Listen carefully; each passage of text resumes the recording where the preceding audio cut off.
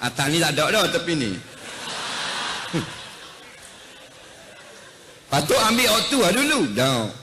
Nampak? Dulu kalau orang mati, Allah, habis balik anak cucu dak mati lagi. Payah. Betul tak wajib? Duduk tika bertahun-tahun. Siapa kata Allah, dak mati lagi ayah. Dak lagi. Orang ni kita ada cuti dah ni, kalau dak mati kali ni payah ada cuti dah. Dah sampai habis cuti ambil balik, dak mati sekarang. Nah, balik orang baca Yasin tau. Orang nak baca Yasin tau, 5-6 orang Yasin. Keliling baca Yasin. Toki, tinggal tulang. Bangun congok. Duit sewa dah ambil lagi. Tanya piti sewa rumah. Bangun congok, molek-molek ada. Payah nak boleh ke mati. Lening 5 sekeluarga maut dalam kemalangan. Lapang sekeluarga mati hangus. Tengah-tengah sehat mati. Patut kita lebih bimbang. Tengah sehat ni. Nak balik di rumah kejap buang baju sakuk. Biasa ke saya dah ada nyanda ojak di katil tu. Habis hidup. Nampak degah ni. Neh. Orang tanya bini dia dah guana macam. Oh itu dengar. Dah dia nak cakap. Dia kata dia dah ada waktu kita nak ambil minyak. Dia gigi mampu. Ni akhir zaman. Waktu kita kena bimbang. Jahat lagu mana pun kita biarlah sebut astagfirullahalazim, astagfirullahalazim. Nah, sebut sama astagfirullahalazim. Kerana kita banyak salah, banyak dosa. Kaki kita jahat, tangan kita jahat, mata kita jahat, hati kita terlebih jahat lagi. Nampak? Banyakkan astagfirullahalazim, astagfirullahalazim. Ingat kepada mati. Nah, biar bila masa kita mati dalam keadaan Allah ampun dan redha kepada kita. Batulah. Berilah contoh yang terbaik. Siapa saja kita, apa saja kuasa yang kita ada, maka kita jadi yang terbaik. Dulu kita tengok orang-orang yang kaya sombong. Nah, ini jadi balik. Orang sesok sombong. Kalau orang kaya sombong tak pelik. Nah, naik Mercedes tak tegur orang. Boleh tahan kiri. Ni motosikal buruk Nah, starter tak ada, cabut orang bola raga. Tapi tak tegur orang dalam kampung. Muka macam rimau nak telur sama. Ini zaman sabar. Jangan sombong. Kerana kita akan balik kepada Allah. Kita kena guna kuasa kita. Kalau kita jadi ayah, kita guna kesempatan. Ambil kesempatan sebagai seorang ayah. Tarbiyatul aulad. Ajar anak-anak kita. Kita jadi ketua kampung. Jadi jengkeke. Nampak? Kita ambil kesempatan, guna kuasa yang kita ada untuk memberi kesenangan kepada orang kampung. Kita jadi imam, kita ambil kesempatan. Kita jadi pengurusi masjid, ambil kesempatan. Jemput seramai mungkin ustaz mari kuliah dalam masjid. Kita jadi ketua jabatan, ambil kesempatan sementara kita ada jawatan ni. Nak kita buat kebajikan, kelak agama, bagian nak betul Quran dan sebagainya. Nak ada yang pengaruh, dia tak suka benda-benda agama. Jadi pegawai-pegawai yang jemput ustaz, pegawai kata tak payah, tak boleh nak buat. Jadi dah kita ada kuasa sebagai pegawai, sebagai pengaruh, kita ambil guna, kita ambil peluang. Nah, untuk akhirat. Nah, kita jadi ketua dalam apa jua saja pun. Contohnya, kita jadi ketua pulih, ketua FRU, ambil kesempatan untuk beri keamanan sebaik-baiknya kepada rakyat jelata. Nampak? Baru ni kita pergi dekat tengok kat Bersih, kita melawat. Ada polis ramai. Dia orang ni keletihan. Bila tanya, dia kata nak buat ni ustaz, jadi Allah tak larat dah kita. Dah lagu mana kira, bagus dia kata. Bagus pula dah bersih tu. Nampak? Ini maknanya manusia. Manusia gitulah. Jangan kita ni salah guna kuasa kita. Kita jadi menteri, kita jadi raja, maka orang lain bawah pada kita. Ambil kesempatan untuk tunjuk kuasa kita yang kita ada. Rakyat jadi seronok bila kita menjadi raja. Itu orang yang bijak mengambil kesempatan. Nah, kalau kita jadi majikan, maka anak buah kita, kuli-kuli kita, oh boh bagus, boh baik sungguh boh. Maka berkat orang bawah suka kepada kita, maka kerana itulah panjang umur, murah rezeki, jauh daripada bala bencana dan sebagainya. Sentiasa ambil kesempatan, apa jua pun. Dah kita sebatang kara ni, tak ada jawatan, tak ada benda. Ada tangan, ada kaki, tolong agama Islam. Tak ada benda, kaki tak ada, tangan tak ada. Dah tu mulut ada, zikrullah. Faham? Mana tidak ada tempat bagi kita waktu kosong yang tiada ruang untuk menolong agama Allah. Kita sentiasa ada peluang ni. Kita di pejabat, orang tu pandai buat blog agama. Pandai Facebook, hantar benda-benda yang bermanfaat supaya orang boleh kongsi dan sebagainya. Orang yang backend, nelang dan sebagainya. Nak marah orang buat maksiat. Dia ambil kesempatan atas tubuh dia besar. Kalau tubuh kecil, orang tak takut. Nak tubuh kecil, ni marah orang. Orang masuk kapuang, dalam kapuang masuk gawe. Nak, dia nak pergi marah. Cek sikit pada ayam. Orang takut. Tapi kalau tubuh besar gitu, tekak tu macam ke umbinya dah tekak. Cuma muat anda sana. Lari terus balik kampung. Dia lari-lari buat lari. Nah, tu maknanya ambillah kesempatan apa saja, jawatan apa saja, lebih besar kuasa kita, lebih untung kita mengambil kesempatan. Bukan untuk kesenangan diri, untuk kesenangan orang yang di bawah kita. Ada majikan yang sangat disayangi oleh orang bawahan. Kita ni buat apa sayang? Allah dia ni baik tunggu ustaz. Nah, kalau rumah staf dia, semua rumah dia akan pergi. Maknanya dia akan pergi. Nah, dia akan tanya. Mung masuk bilik seorang-seorang. Ada masalah tak? Kalau ada masalah kewangan, saya tulis batu. Siapa gitu semua ada. Saya tak mau tengok sebut nama jabatan. Ni berlaku di Terengganu. Nah, tapi staf dia tak ramah lah. Kalau raja takkan lagi semua rumah rakyat. Dah mati dulu raja. Nah, jadi kalau maknanya contohnya gitulah. Sehingga maknanya cakap, kalau habah dia baik kali. Nampak? Lepas tanya pula ada pitih gedok. Dah anak gua ni, dah ni gua ni. Kalau begini-begini begini cara dia. Maknanya inilah yang contoh sebenarnya yang terbaik yang ditunjuk oleh Rasulullah sallallahu alaihi wasallam. Maka kita perjalanan ke alam barzakh. Nampak? Seorang diri kayak gini. Sekarang kita nak kasih siapa boleh kita kasih. Ada orang berahi motor, ada orang minat kereta, ada orang minat main gasing. Orang ni main wah, orang ni main geribek, wanda lah, main apa pun.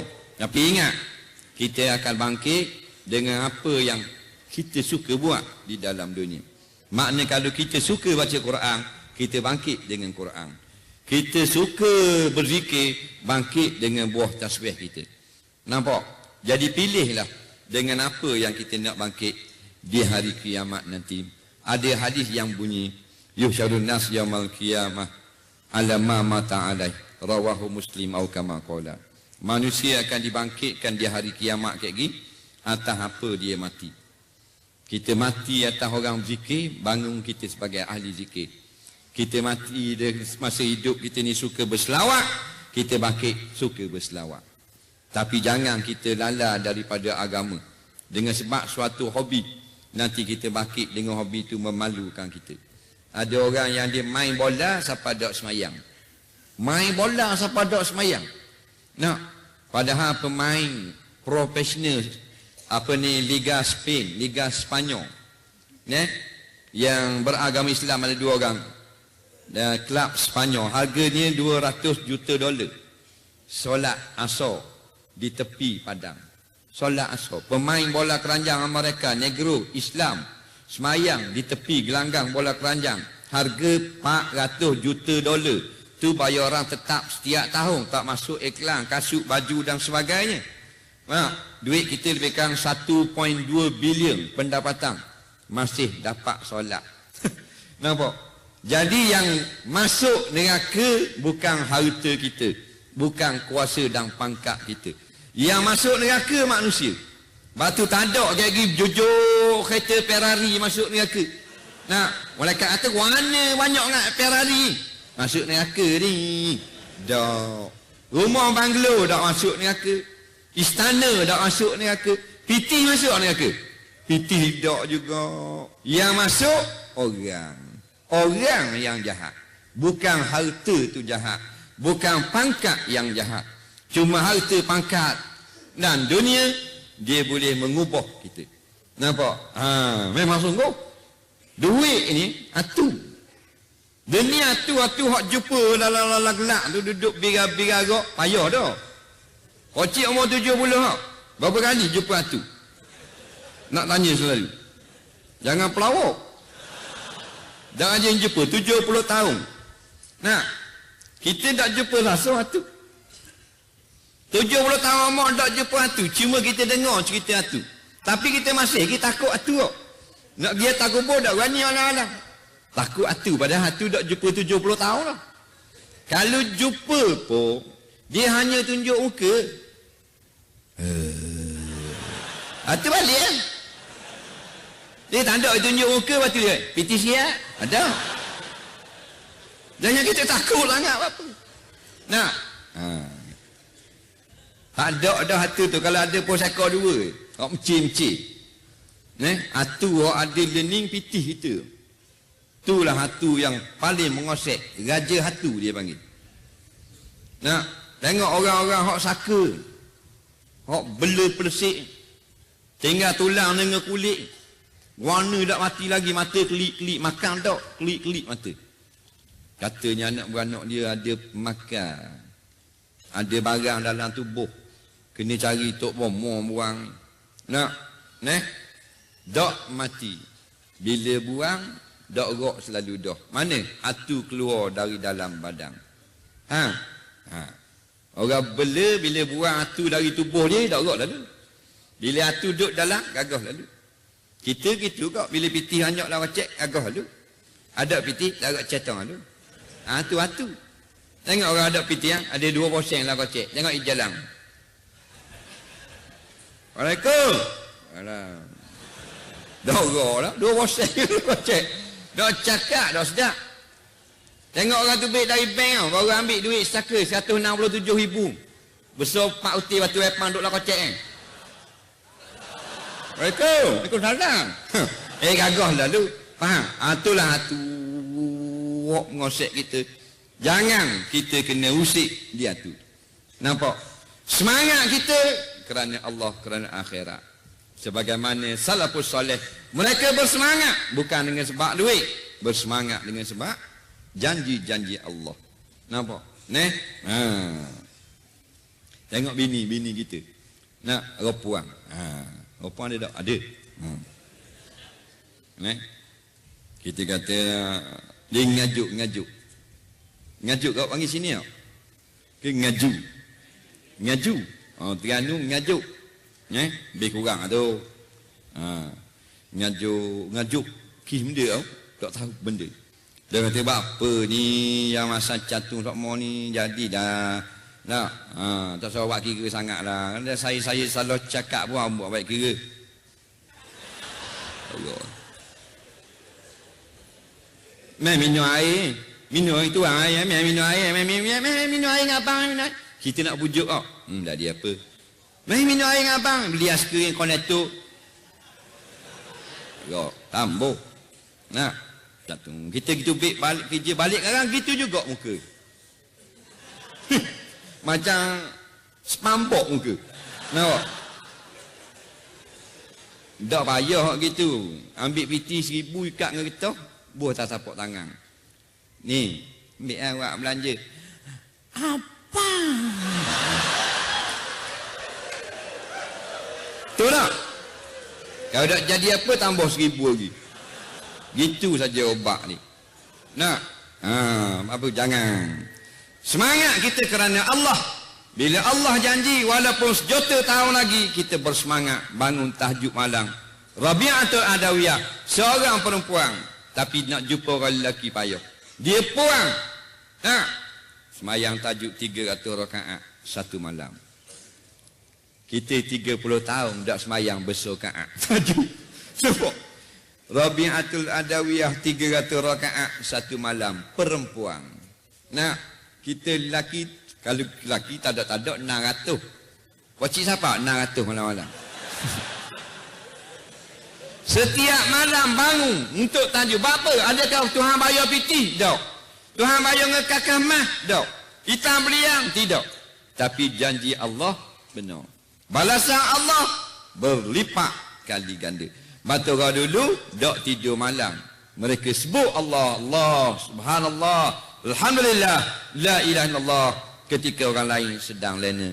Kerana terasa dekat dengan Allah dan terasa hampir tarikh pembayaran gaji daripada kerajaan Allah.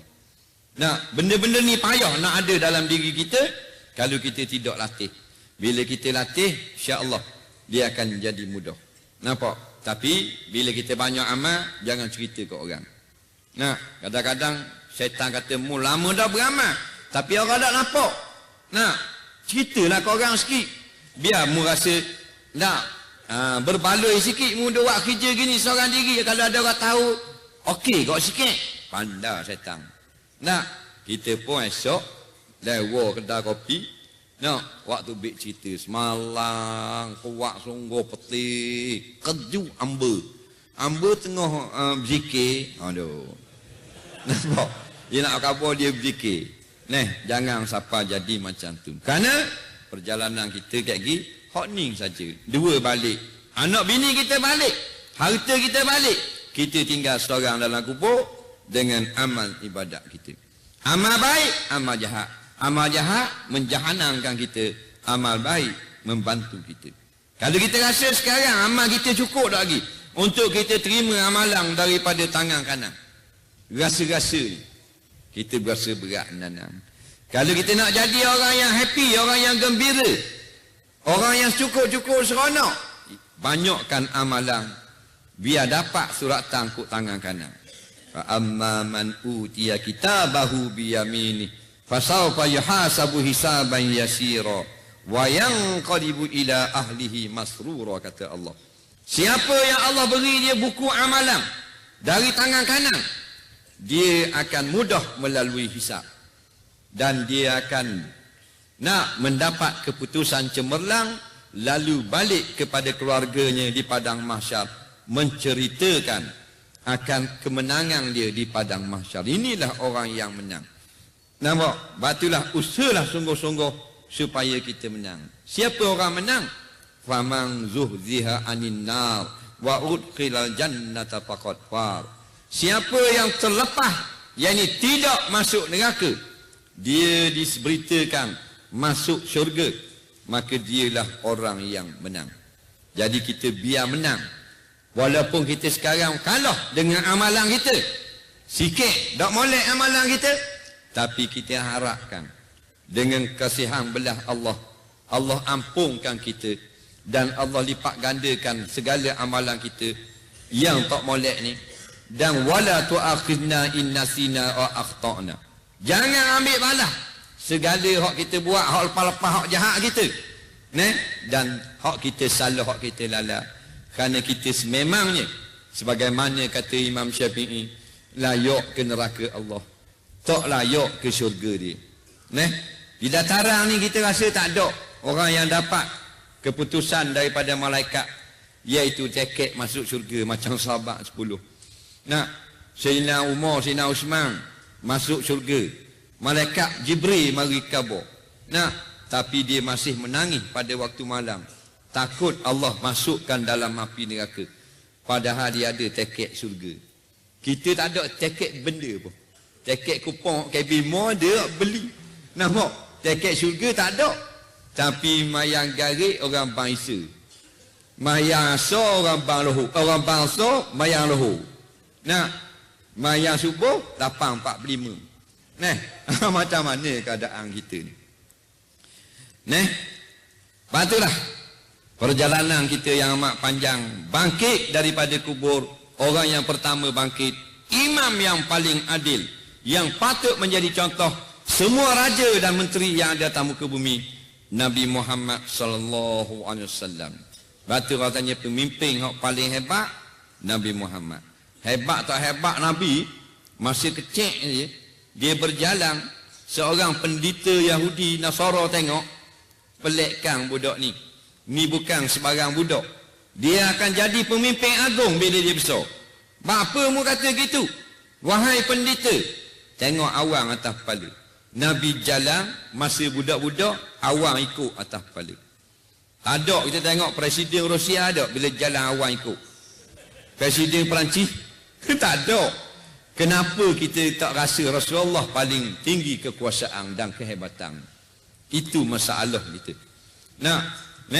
Pasal kita tak tahu. Beliang hak mahal, kita ingat ke tak ada rega.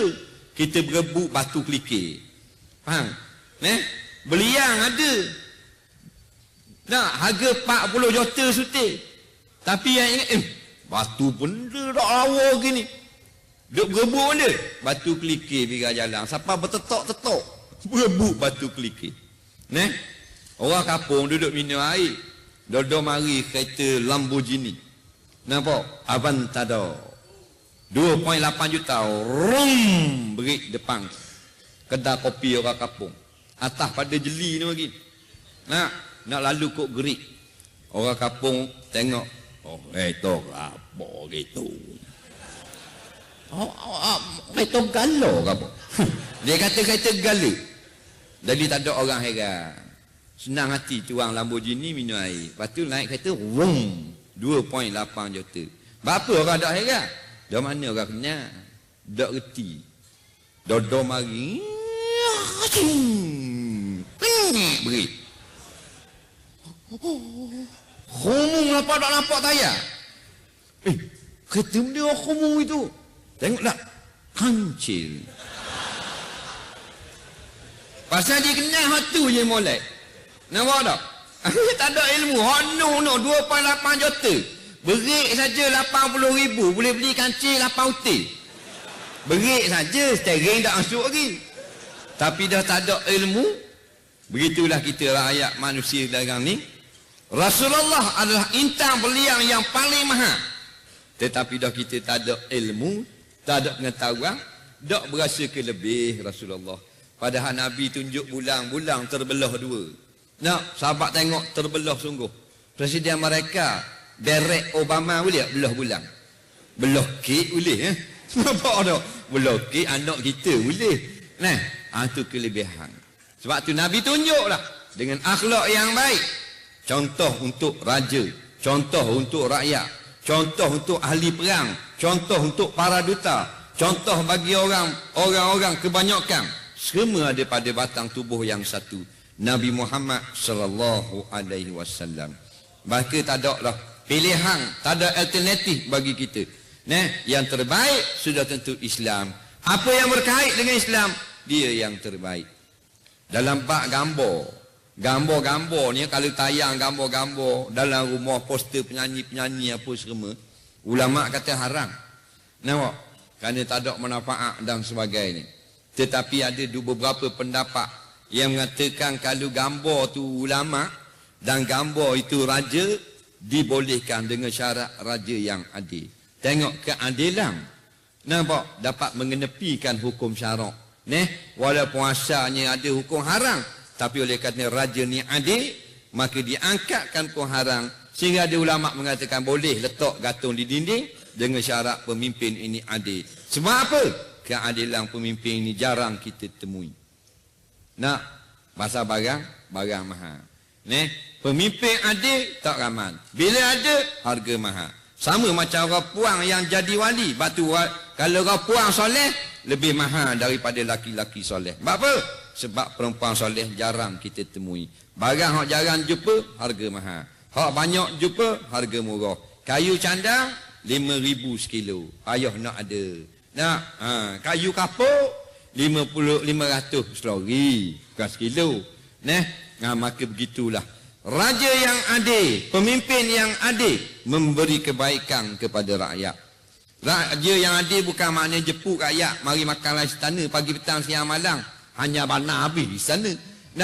Tetapi yang tidak melupakan rakyatnya.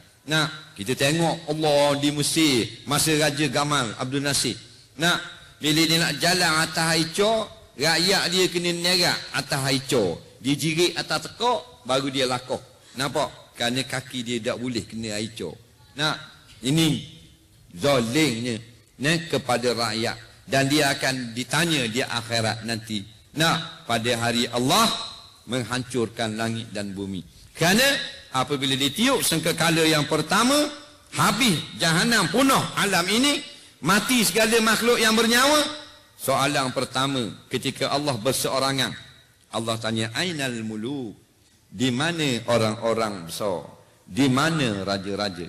Ini menunjukkan apabila dia adil, maka dia disebut dulu oleh Rasulullah dan dipuji Allah.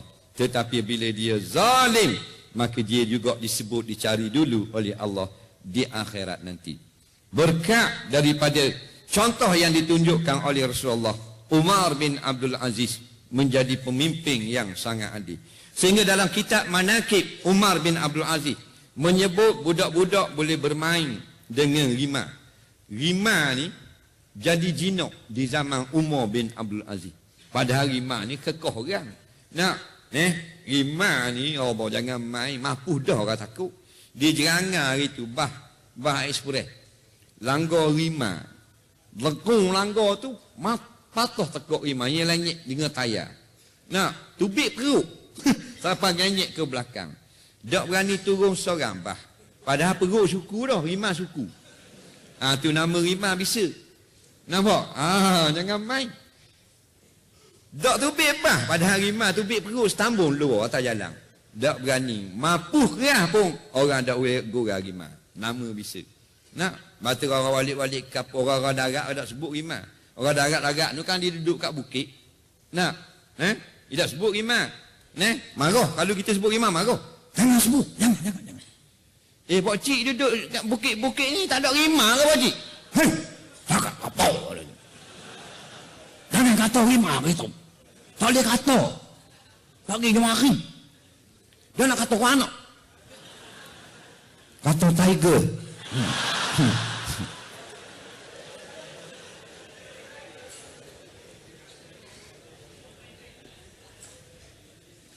Jadi rimah yang bekeng jadi baik. Budak-budak main naik atas belakang dan sebagainya.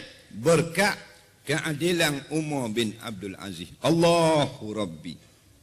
Nampak?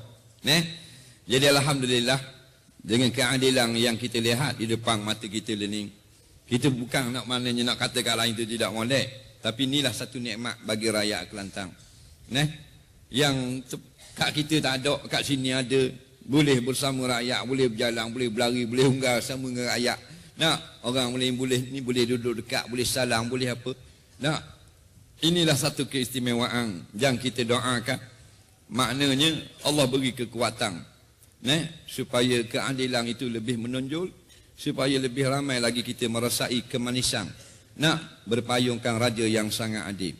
Kita sebagai umat Islam, kita kena yakin sekarang kehidupan yang bermasyarakat. Ada orang rendah, ada orang tinggi, ada orang sihat, ada orang sakit dan sebagainya. Kita terima ketentuan daripada Allah Subhanahu wa taala. Menteri kita pula seorang ulama. Saya mari di Kelantan ni. Saya tengok boleh buat rumusan. Saya pergi di Johor, pergi di minum, pergi. Jenis dia orang Kelantan, dia tahu betul ke tidak? Tahu. Takut saya salah. Dia jenis kalau dia jenis berahi benda-benda agama gini. Kalau sejik berahi sejik ramai. Kalau orang-orang muda ni fenomena. Sebab saya pergi di luar, ramai orang muda. Tapi di Kelantan ni orang tua dia ramai juga kalau dia pergi sejik. Dia itu separuh daripada masjid dah. Mana jenis tabiat dia pergi masjid. Dia Terengganu dia tak. Terengganu ni dia kurang sikit. Cuma ni orang anak-anak muda boleh mari ke masjid untuk menghadiri kuliah-kuliah dan sebagainya. Kelantan ni kita tak pergi banyak tempat. Kita Kampung Sirih, di Cekok apa semua. Orang tua tu ramai. Jadi bukan fenomena tu. Jadi jenis memang berahi pergi sejid dah. Orang jenis orang duduk di Kelantan ni lah. Hari tu kita singgah di apa benda ni. Lepas pada Macang nak pergi kepada Kuala Kerai tu, kampung dia ada masjid. Ada orang ngajar situ. Kita semayang Isya lah lewat. Ramai kok. Walaupun masjid tu kecil, orang dalam 200 orang. Orang tua dalam 80%. Jadi betul lah jenis orang Kelantan ni jenis berahi gesejik. Neh, hak puang moci-moci tu dia berahi. Kalau belah luar sekarang ni dia kurang orang tua. Neh, dia orang muda. Mungkin sebab fenomena orang muda ni berahi pergi kepada masjid.